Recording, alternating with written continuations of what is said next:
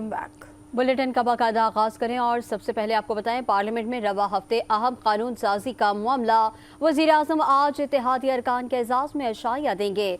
सदर मुमलिकत आसिफ अली जरदारी और वज़ीर आज़म शहबाज शरीफ अरकान असम्बली, पार्टी रहनुमाओं और इत्तेहादी जमातों को एतमाद मिलेंगे। हुकूमत ने अहम आइनी और सियासी मामलात पर मुशावरत के लिए इत्तेहादी जमातों के तमाम अरकान पार्लियामेंट को आज इस्लामाबाद तलब कर लिया। अरकान पार्लियामेंट को आइंदा चंद रोज में होने वाली अहम कानून साजी के मुतालिक एतमाद में लिया जाएगा। JUI सरबराह मौलाना फजल रहमान ने हुकूमत को मशरूत ताउन का सिग्नल दे दिया।